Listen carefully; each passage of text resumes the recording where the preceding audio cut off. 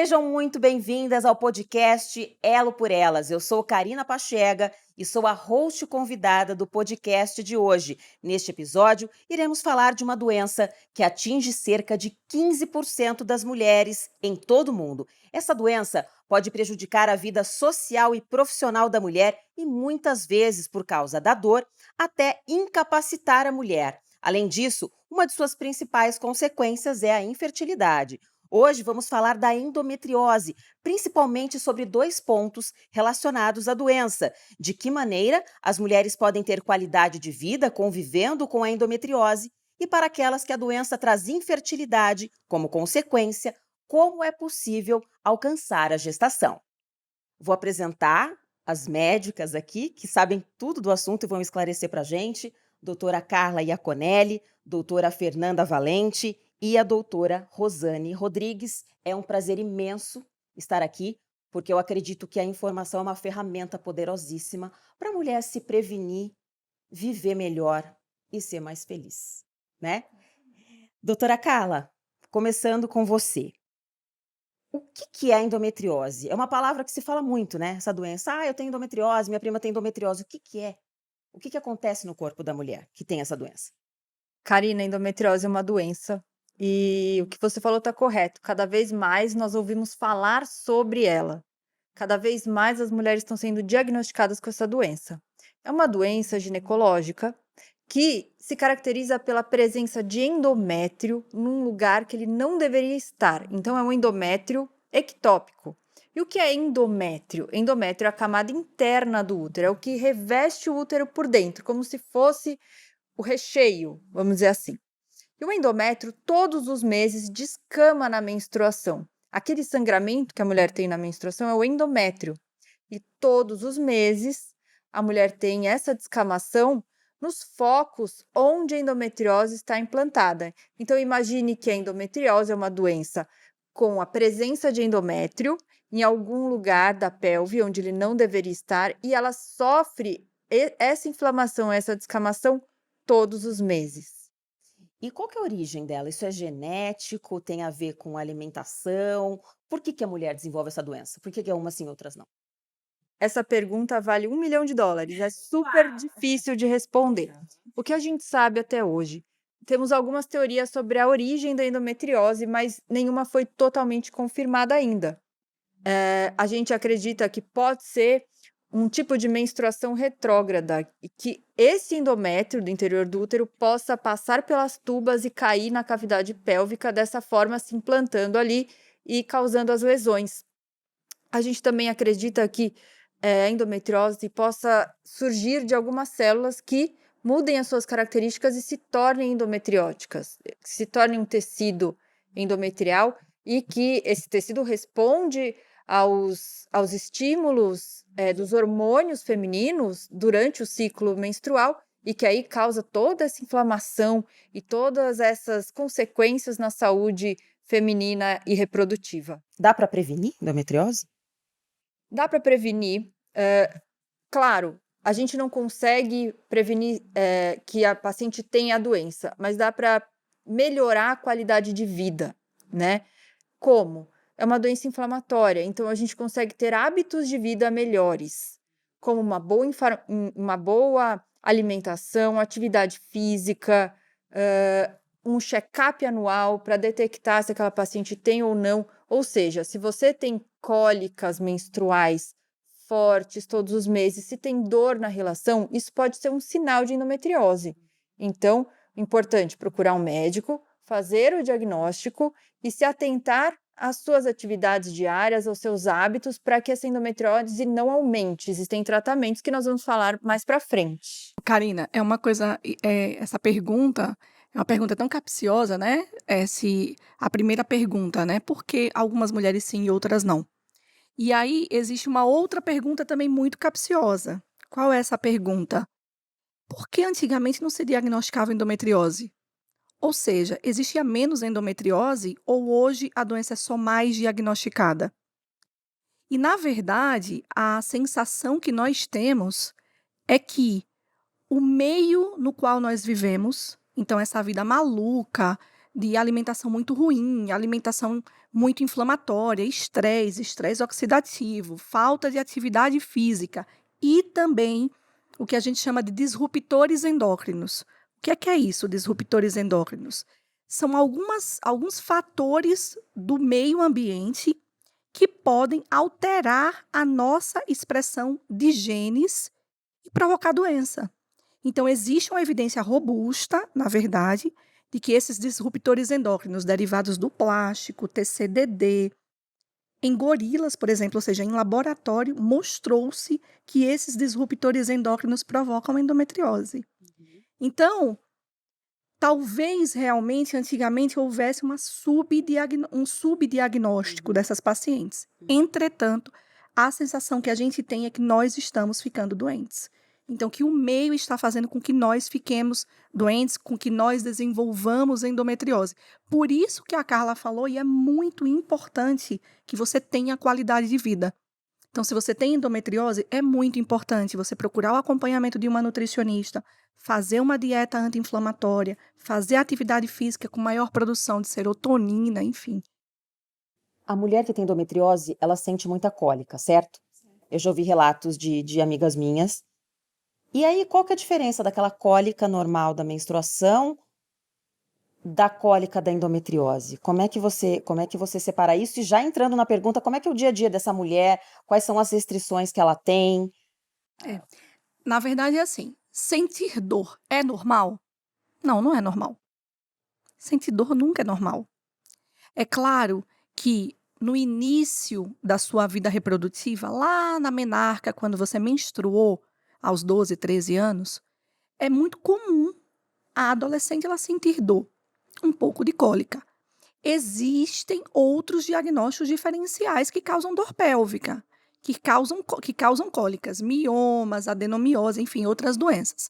Mas é muito importante a paciente saber que se ela tem uma cólica menstrual que é incapacitante, que a impede de levantar e ir trabalhar, que a impede de ela fazer as atividades habituais, isso não é normal. Ela precisa investigar. E entrando nessa pergunta que você fez da mulher com endometriose, como é que ela é vista na sociedade, como é a qualidade de vida dela, ela é uma mulher que é muito incompreendida. Por que ela é incompreendida? Porque existe esse mito de que cólica menstrual é normal, de que a paciente sentir dor é normal. Então, é aquela mulher que ela falta ao trabalho e o chefe fala para ela: "Ai, mas nossa, mas ela já vai faltar ao trabalho de novo só por causa de uma coliquinha". É aquela paciente que procura a ajuda do médico, o médico fala: "Não, vai para casa, você não precisa investigar". Eu ontem no consultório, eu recebi uma paciente que ela falou exatamente isso. Ela falou: "Rô, eu achava estranho, porque eu procurava a ajuda dos médicos, eu falava que eu tinha uma cólica incapacitante. E eles falavam: "Não, não precisa investigar, pode ir para casa". Não me examinavam e mandavam eu ir para casa e estava tudo bem. E isso faz com que o diagnóstico seja super atrasado e como é uma doença progressiva, isso faz com que a paciente sinta cada vez mais os impactos da doença, não só na vida reprodutiva, mas na vida social. Essa paciente, ela vai ter dificuldade provavelmente de ter relação sexual, o marido não compreende. Essa mulher é aquela mulher que ela é cobrada para engravidar e todo mundo pergunta e fala que é culpa dela, como se a infertilidade tivesse culpa, né? E a gente aqui sempre, nós ressaltamos que a infertilidade é do casal. Eu tenho endometriose, operei Tinha, não tem mais. operei recentemente depois de 2 filhos, eu engravidei espontaneamente. Então, é uma doença que ela precisa que haja, então vamos lá, um apoio social, então da família. Existem vários trabalhos aí mostrando a porcentagem de depressão nas pacientes com endometriose. É uma doença que precisa de um apoio médico. Então, o médico dessa paciente tem que ouvir a paciente. Eu estou com dor. Se essa paciente ela chega para você, ela está com dor, ela tem 20 anos, ou ela é adolescente, não importa. Ela precisa ser investigada, porque existe endometriose na adolescência. E precisa de um apoio e um suporte, na verdade, da sociedade como um todo e de equipe multidisciplinar. ela precisa ter um acompanhamento nutricional para fazer uma boa dieta anti-inflamatória, ela precisa muitas vezes de uma fisioterapeuta pélvica que vai ensinar o corpo dela que sentir dor não é normal e ele não precisa se contrair, como o assoalho pélvico da mulher se contrai por causa da dor. E é isso que a gente da Elo faz. A gente diagnostica a paciente, a gente segura na mão. E dá esse cuidado multidisciplinar, né? E eu acho que é até difícil da gente descrever de uma forma única, porque é uma doença tão heterogênea, ela pode se apresentar de inúmeras formas, com inúmeros sintomas. Tem pacientes que podem ter uma associação de vários sintomas e tem pacientes que podem ser assintomáticas. Elas vão descobrir que tem algum sinal de endometriose quando elas começam a fazer, por exemplo, uma pesquisa porque estão com dificuldade para engravidar.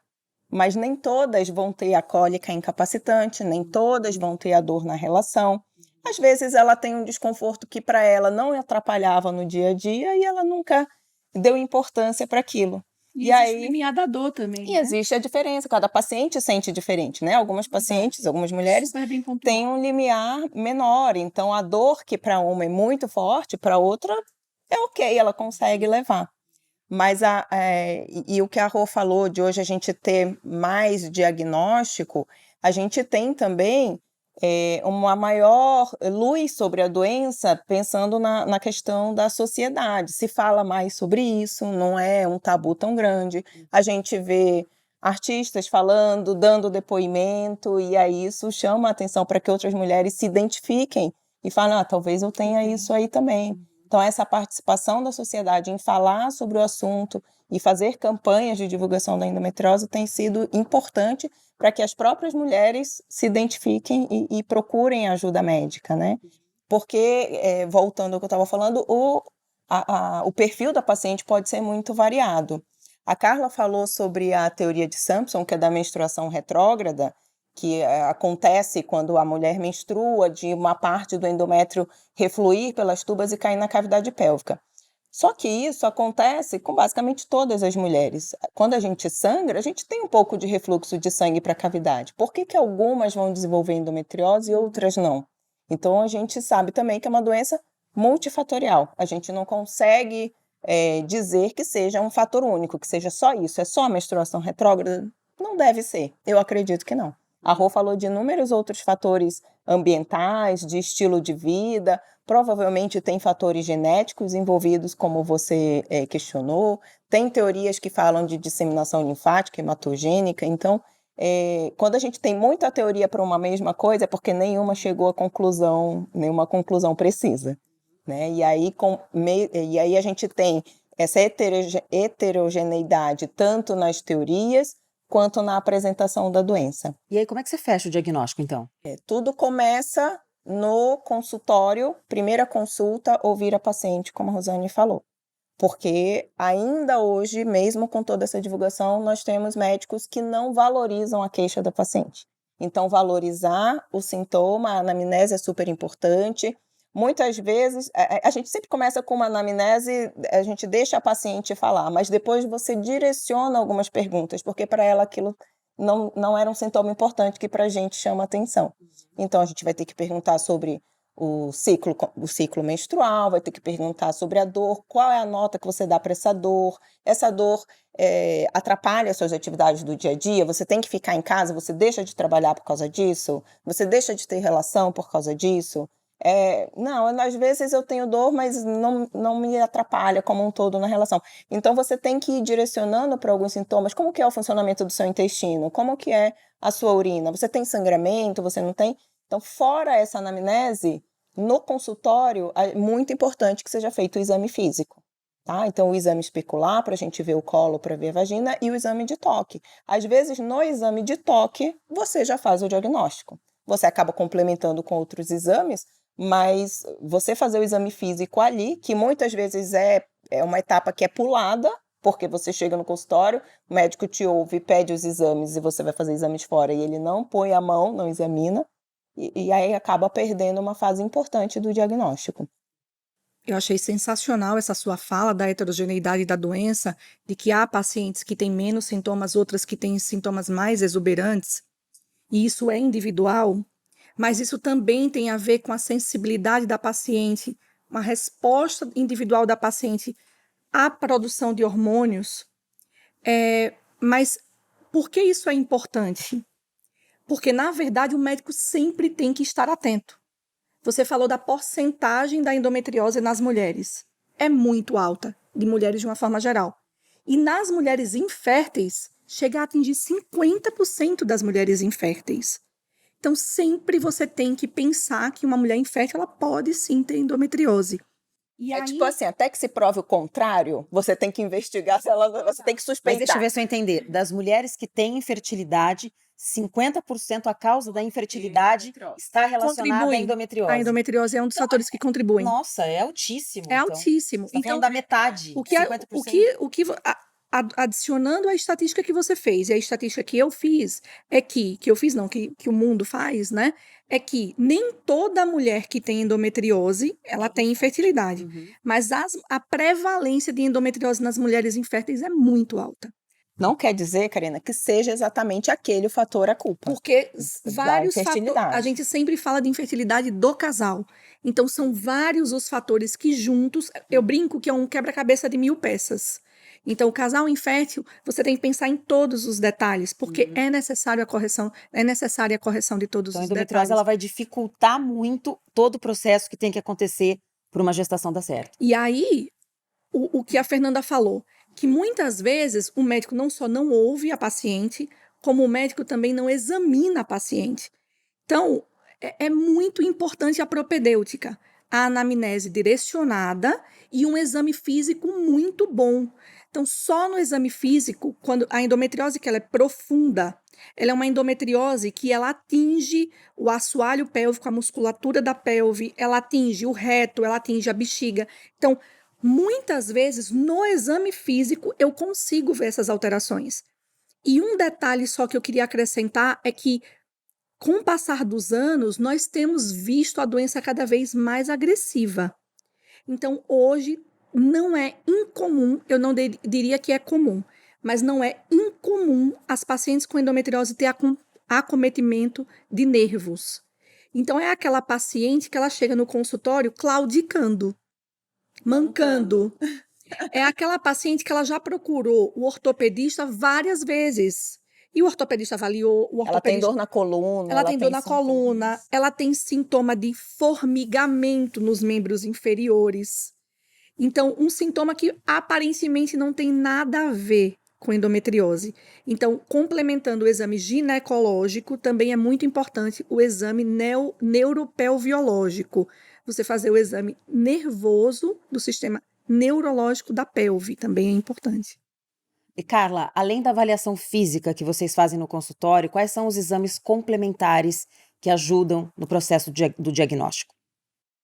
Quando a gente fala de endometriose, os exames complementares ajudam demais, porque o nosso exame físico é muito importante, mas ele tem suas limitações. Então, nós temos várias técnicas diagnósticas que nós solicitamos para essas pacientes.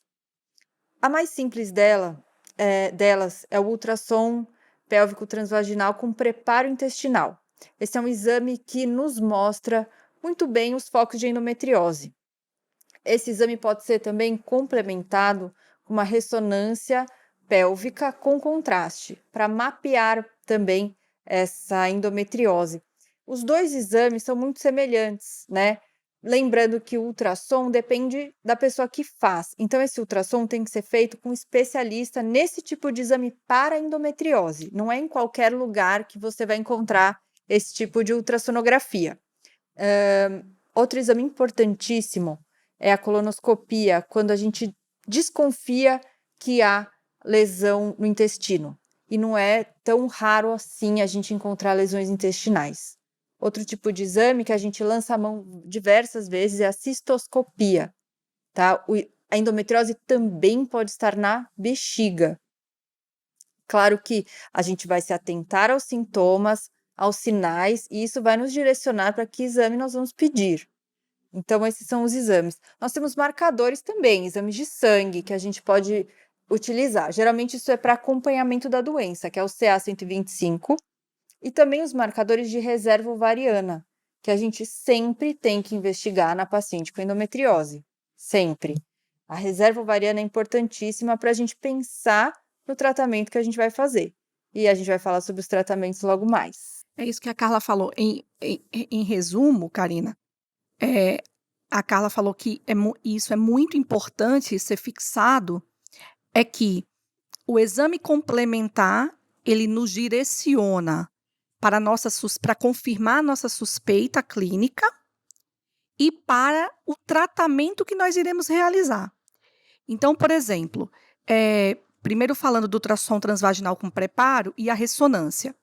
Se nós acreditamos, por exemplo, que a paciente ela tem uma lesão intestinal, muitas vezes o ultrassom com preparo e feito por um profissional muito competente, esse ultrassom ele visualiza bem as lesões de compartimento posterior, que a gente fala, do compartimento atrás do útero.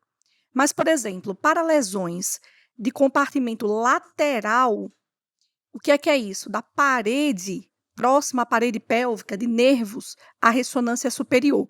E existe uma brigaiada a respeito disso. Qual é o melhor exame a pedir de mapeamento de endometriose? Se é ultrassom com preparo intestinal, se é a ressonância. Eu sou um pouco partidária da ressonância, porque a ressonância é uma foto. Você acha que é mais completo? Você consegue ver tudo menos examinador dependente. Exato. Então, você consegue ver andar superior do abdômen, diafragma, você consegue ver se tem invasão de nervo. Eu sou bem partidária da ressonância. Mas o ultrassom nós temos no consultório. Então, nós 3 somos ultrassonografistas. Então, se a gente tem a suspeita no exame físico, a gente já vai para o ultrassom e nós já conseguimos ver se tem alguma lesão muito grande, mesmo sem o preparo intestinal. Então, eu acho que os dois têm indicações precisas. A ultrassom ela é mais amigável, né, mais friendly, porque muitas pessoas podem fazer. E não precisa de tanta tecnologia. Exato. Ou seja, tem locais no Brasil que não tem uma ressonância para ser utilizada. Mas a ressonância ela é muito boa, é muito boa, é um exame muito bom. E aí, dependendo, se você tem, por exemplo, sintomas urinários, adicionando o que a Carla falou, é muito importante você pedir um exame chamado estudo urodinâmico. Esse exame, ele mostra como é que é o funcionamento da bexiga e não só a morfologia da bexiga, na verdade, do sistema urinário. E isso também vai nos direcionar, dependendo se a paciente tem que operar ou se não tem que operar. E a retossigmoidoscopia. O que é a retossigmoidoscopia? No exame físico do proctologista, se você tem suspeita que há invasão do intestino, o proctologista ele deve entrar com a câmera de vídeo no reto e ver se tem alguma lesão que abaule essa mucosa do reto e do sigmoide, que são as duas partes inferiores do intestino da gente. Então, são as áreas mais acometidas. São as áreas mais acometidas. Né? A colonoscopia ela é mais utilizada para diagnóstico diferencial, porque como a gente falou no começo, não é porque você tem endometriose que você não pode ter outra causa associada. É muito comum, inclusive, síndrome do intestino irritável nas pacientes com endometriose. Eu te falei de uma paciente, né? A gente discutiu um caso como esse recentemente. Então, você precisa fazer também todos os diagnósticos diferenciais e é por isso que os exames complementares também são muito importantes. Antigamente, Karina, a gente não tinha essa disponibilidade toda de exames. A gente não tinha essa expertise e nem tinha, talvez, toda essa tecnologia. Por exemplo, o ultrassom transvaginal com preparo, a gente pode, para pesquisar endometriose, a gente pode dizer que é um exame mais recente, na medicina é uma novidade, né? Aqui em São Paulo a gente tem essa disponibilidade de vários lugares, vários profissionais capacitados, mas a gente sabe que não é em todo o Brasil que tem, então muitas vezes, como a Carla falou, a ressonância vai ser mais disponível e mais fácil para essas pacientes onde não tem essa facilidade de fazer o ultrassom com o profissional capacitado. Então, isso evoluiu muito, o diagnóstico evoluiu também. Hoje a gente talvez tenha mais pacientes com endometriose, não é porque a doença está na moda. Além de, talvez, a gente realmente estar ficando mais doente pelos fatores ambientais do nosso estilo de vida. Nós estamos mais velhas também. Nós estamos envelhecendo. A mulher tem tido uma vida produtiva com mais idade. né? E Produtiva e reprodutiva. Né? produtiva e E reprodutiva. com menos filhos. Olha, isso as É. pacientes perguntam pra gente, Isso é porque o que é que importante. acontece? A endometriose, ela responde ao hormônio que a gente produz, que é o estrogênio. Ela se alimenta dele, né? E como é que a gente produz estrogênio no nosso ciclo menstrual? As nossas avós menstruavam? Não, elas ficavam uma gestação atrás da outra, elas nem menstruavam, entendeu? Era um monte de filho. Elas não menstruavam. Elas tinham Não dava filhos nem muito tempo. jovens. Então não dava tempo de desenvolver a doença. Uhum. Então a gente está o tempo inteiro menstruando. Ou né? tava amamentando ou tava engravidando. E outra coisa, gente, eu só tenho a dizer, depois, ouvindo a nossa conversa, muito respeito por essas pacientes, porque o que elas fazem de exame não é brincadeira. E esses exames são muito chatos de fazer. São exames muito São invasivos. exames Fala chatos assim, Carla, de pelo fazer. amor de Deus, não é chato Não, não, gente, gente. é ótimo. Respeito. Não é Não verdade é. isso que Não, a Carla gente, tá falando. respeito, porque Sabe o que eu faço com minhas pacientes? Eu vou contando assim aos poucos para elas não desanimarem. E deixa eu entender uma coisa, tem uns casos que você, com 2 exames simples, digamos assim, você fecha o diagnóstico, e tem outras que mesmo com 10 exames super complexos não se chega, varia muito caso a caso? Hoje em dia, Acho que não. Hoje em dia, os exames de imagem te ajudam muito, não só a fazer o diagnóstico, mas fazer uma programação cirúrgica nos casos cirúrgicos. Se a paciente vai precisar de uma cirurgia, não tem, hoje em dia, como você ir para uma cirurgia sem estar com a pelve dela mapeada para você chegar lá e ter uma surpresa. Porque antigamente, a gente fazia cirurgia para fazer o diagnóstico. Você botava a paciente na mesa cirúrgica, anestesiada, entrava com a câmera da laparoscopia e ia ver o que você ia achar. E aí você fazia o diagnóstico, você não tinha nem a capacidade técnica, nem o material adequado para resolver o que você achava, e aí você acabava saindo sem resolver o problema. Hoje em dia a gente preza para que haja uma cirurgia única, na maioria das vezes. Então você tem que ir totalmente preparada para essa cirurgia, sabendo o que você vai encontrar, com o mapeamento das lesões, equipe com a multidisciplinar. equipe que você vai precisar, né? Então, se você vai ter lesão do trato urinário, do intestino, você tem que levar a pessoa adequada para isso, com os exames prontos e com o material adequado. Então, agora falando do tratamento, fechou o diagnóstico, tá? Como é que é feito o tratamento e se tem uma diferenciação do tratamento da mulher que quer engravidar, ou seja, que tem a questão da fertilidade, e da mulher que tem endometriose, mas não pretende ter filhos?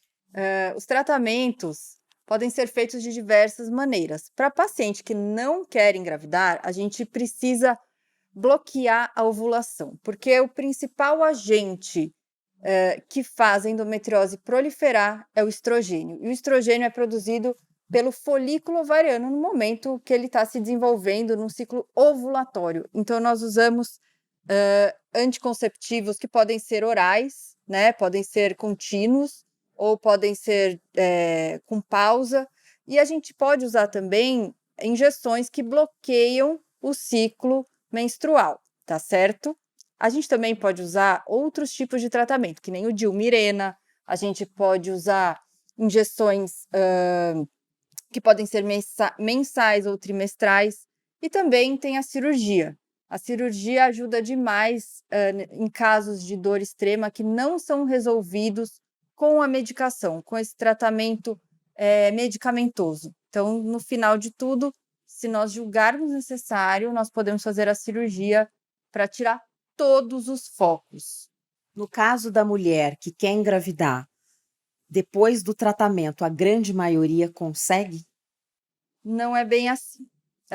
A endometriose, sim, ela dificulta a gravidez, mas de diversas formas. A endometriose pode dificultar a gravidez num caso leve, porque ela libera agentes inflamatórios, né? Num caso mais grave, mais infiltrativo, ela pode prejudicar na gravidez por uma deformidade da cavidade pélvica. Então, as trompas podem ser prejudicadas, o próprio útero pode estar prejudicado. Então, em casos graves, por mais que a gente faça cirurgia, a gente não consegue refazer aquela trompa. A gente não consegue recompor o epitélio daquela trompa, que é importantíssimo para que o embrião chegue no interior do útero. Então, a cirurgia para as pacientes que querem engravidar nem sempre vai resolver. Mas a cirurgia associada à fertilização in vitro, que vai fazer o lugar da trompa, ela pode ajudar muito. A cirurgia pode resolver, nessa questão inflamatória, na retirada de focos, na restauração da saúde pélvica? Muitas vezes o tratamento ele tem que ser combinado, né? E uma coisa importante é que quando você vai oferecer o tratamento para paciente, a gente tem que classificar essa paciente, né, em grupos. O que é que qual é a queixa que ela trouxe para você? É porque ela chegou no consultório porque ela não está conseguindo engravidar, ou porque ela tem muita dor, muita cólica, ou porque ela tem dor na relação. Você vai focar primeiro no que está incomodando aquela paciente. Então, muitas vezes você consegue resolver com medicação, muitas vezes você precisa partir para a cirurgia. Nas pacientes com infertilidade, se elas não têm ali um acometimento importante do ovário, se o útero tem a anatomia preservada, a gente tenta o menos possível ser invasivo e manipular a pelve para não diminuir a reserva ovariana, né? Mas, em alguns casos, a gente vai precisar associar as técnicas, e aí é importante que a gente avalie a reserva ovariana da paciente, que a grosso modo é a quantidade de folículos, de óvulos que a gente tem disponível ali nos nossos ovários, e a gente sabe que essa quantidade ela é decrescente e que ela pode ser impactada pela endometriose e pelos endometriomas. Então, é importantíssimo, se essa paciente vai para um procedimento, que ela seja avaliada antes, porque muitas vezes você precisa fazer uma técnica de congelamento de óvulos para preservar a fertilidade antes mesmo dela ser submetida à cirurgia. Na verdade é o seguinte, por que a Fernanda está falando isso, a Carla falando isso, e a gente bate na tecla disso, de que é uma combinação de fatores e que a conduta da paciente com endometriose é individualizada. Porque depende dos sintomas que a paciente tem, de que órgãos são acometidos e o grau de acometimento desses órgãos. E, por último, se essa paciente deseja ou não engravidar. Então, essa tríade, ela vai me direcionar qual é o melhor tratamento para essa paciente. Porque, a grosso modo, o tratamento definitivo da endometriose, ele é cirúrgico. Ele é a excisão de todos os focos. E aí, o fato de ser cirúrgico, existe um professor chamado Charles Chapron, que estuda muito as pacientes, no caso dele, ele estuda muito as pacientes que têm infertilidade. Ele fala que quanto mais nós postergamos essa cirurgia, maior é a chance de que essa paciente ela seja submetida durante toda a vida reprodutiva dela uma única vez a uma cirurgia. Porque é muito comum as pacientes chegarem para a gente e elas já foram operadas várias e várias vezes. O fato é, então recapitulando, que o tratamento definitivo ele é cirúrgico, excisão de sintomas. Eu já tenho filhos, eu não quero mais engravidar, ou eu nunca desejei engravidar, eu vou fazer o tratamento cirúrgico. E o tratamento cirúrgico não é tirar o útero, meninas e meninos. Porque existe um pouco um mito de que você tirando o útero dessa paciente, a paciente vai se livrar da doença. E, na verdade, o tratamento é a excisão dos focos da endometriose. Tirar o útero ou não depende também de cada caso. E aí, outra coisa que é importante, que a Fernanda está falando, é que é o seguinte, se a paciente ela só tem dor, ela não tem desejo reprodutivo nesse momento, o tratamento será clínico, será bloqueio da menstruação. Por que eu estou falando isso? Porque se a paciente ela tem dor, mas ela deseja engravidar, eu vou bloquear a ovulação com anticoncepcional? Aí ela não vai engravidar, né? Claro que não! É muito comum as pacientes chegarem no nosso consultório. Ah, doutora, eu estou fazendo tratamento de endometriose tomando pílula há 1 ano. Mas você quer engravidar? Quero engravidar. Então, Então, nesse caso, o melhor tratamento ela é engravidar e ficar sem menstruar, entendeu? Então, por outro lado, e isso complementando o que a Fernanda falou, a paciente que tem endometriose quer engravidar. Então, recapitulando, a paciente que não quer engravidar, ela vai fazer tratamento clínico. Se ela não tiver uma invasão de um órgão importante, se ela ficou bem, vai fazer tratamento clínico. Rosane, Fernanda, Carla, cansei de fazer tratamento clínico, não quero mais usar pílula anticoncepcional.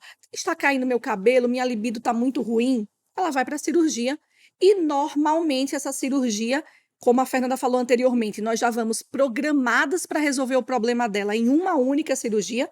Eu já mapeei, eu já tenho a equipe disponível para mim, então essa paciente ela vai ficar bem. Mas se ela quer engravidar, o que é que eu faço? Tem uma briga absurda entre esterileutas, pessoas que fazem reprodução assistida, que falam que o tratamento para paciente com endometriose que quer engravidar é fertilização, e os cirurgiões laparoscópicos, que falam que o tratamento para paciente que tem infertilidade é a cirurgia. Por isso que nós somos as três, esterileutas e laparoscopistas. Não dá para a gente brigar conosco Não mesmo, dá, com a nós gente mesmas, pode né? fazer as duas coisas e ajudar a paciente. Então, por que isso? Porque dependendo da paciente, ou você vai ter que operar, ou você vai ter que fazer fertilização, ou você vai ter que fazer as duas coisas. Então, a conduta é muito individualizada. O objetivo é você identificar a doença, tudo que onde a doença está acometendo, quais são os sintomas, qual é a reserva ovariana, isso é muito importante dessa paciente, e aí definir qual vai ser o melhor caminho das pedras para que ela possa engravidar. Feito esse tratamento, seja ele qual for, a cura é definitiva? Ou essa doença reaparece? Como é que... Então, imagina que Lá vem as perguntas difíceis, né? tá difícil. Menina, vamos mudar de assunto. É assim, Karina. Qual é o tratamento definitivo? Cirúrgico. Você excisou as lesões, você tirou tudo. Essa paciente ela vai ter uma sobrevida sem a doença de um grande tempo. Mas isso depende de cada paciente, porque é individual. Os fatores que fizeram com que aquela paciente desenvolvesse a doença, eles permanecem. Seja genético, seja do meio ambiente, e por isso é tão importante também a mudança da qualidade de vida.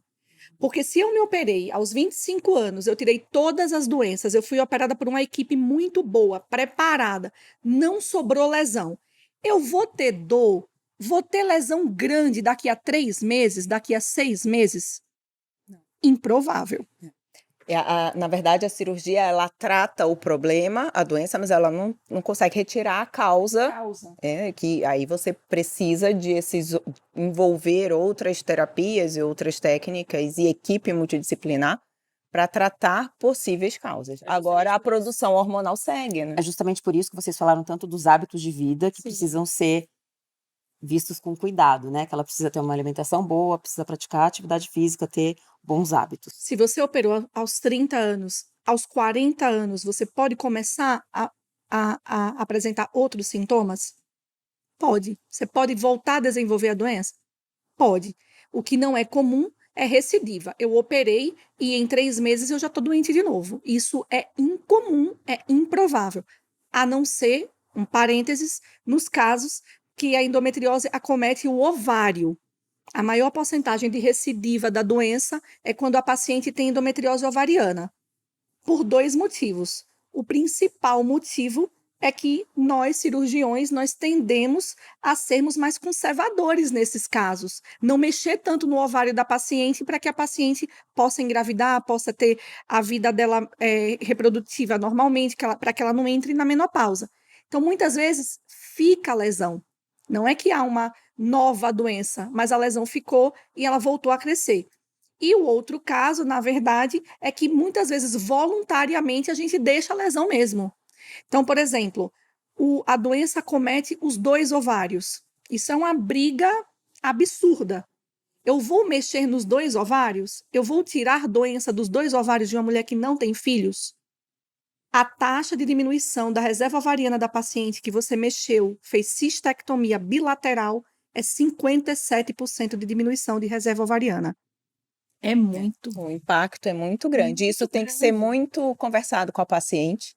E ela tem que estar ciente disso, porque, na verdade, não é que você está deixando ali deliberadamente, é uma estratégia para você não diminuir a reserva ovariana dela, para você mexer o menos possível na reserva ovariana dela, pensando que ela quer engravidar.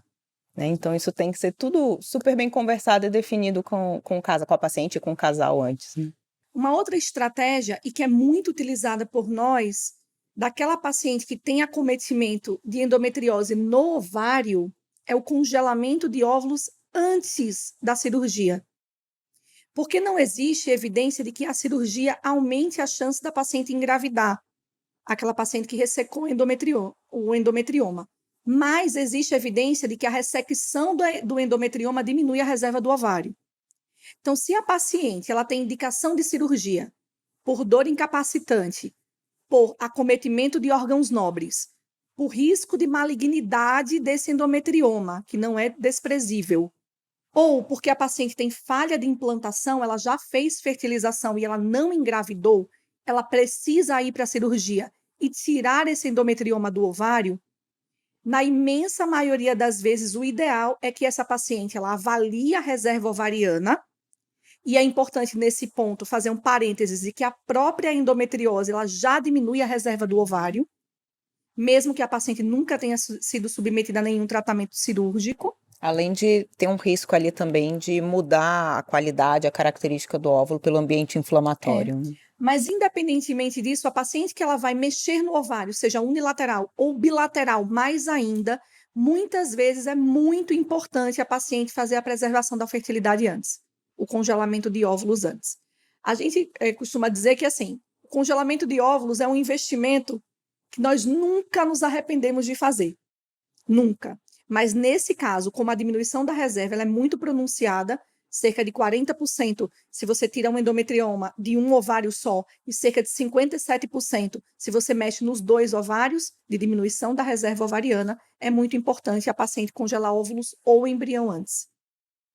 E, Carla, é uma coincidência vocês 3, sócias da Clínica Elo, se dedicarem tão profundamente, né, ao tratamento da endometriose? Karina, não é uma coincidência, não. Nós nos dedicamos muito ao estudo e ao tratamento dessa doença que está presente em 40% a 50% das mulheres inférteis. Então, é o nosso dia a dia. É o nosso dia a dia. Mulheres com endometriose que desejam engravidar ou não, que têm dor e que penam para fazer o diagnóstico.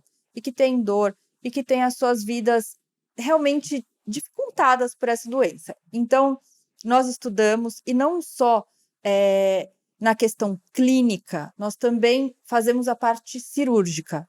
Então, nós fazemos a laparoscopia. Nós 3 somos laparoscopistas. Além disso, nós 3 somos infertileutas. Então, nós 3 sabemos associar a terapia da endometriose com a preservação de fertilidade e a tentativa de engravidar.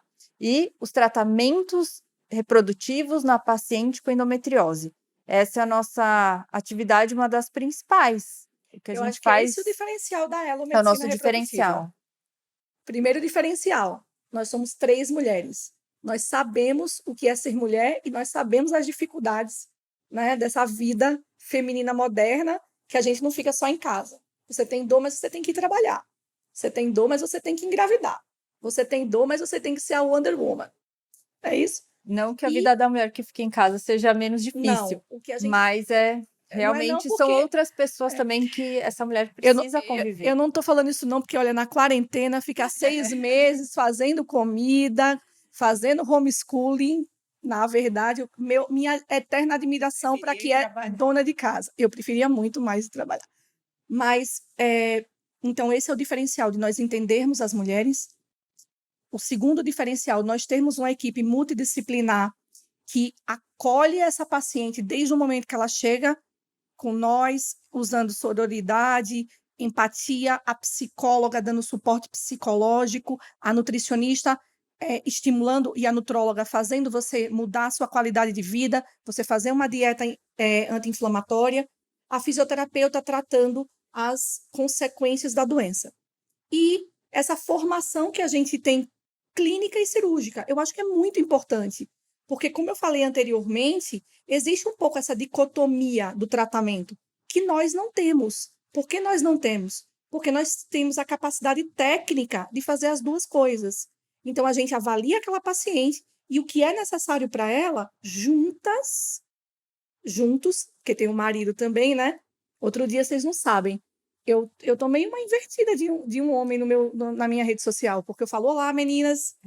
Ele falou, olha, se sentiu excluído. Tem menino aqui também. E a língua portuguesa, infelizmente, é machista, né? Então, meninos, nós tomamos essa decisão juntos. O que é melhor para essa paciente? E aí, a gente é capaz de realizar e de concretizar o melhor caminho para que essa paciente atinja a gestação. E como é que vocês definem o relacionamento da Elo com as pacientes com endometriose?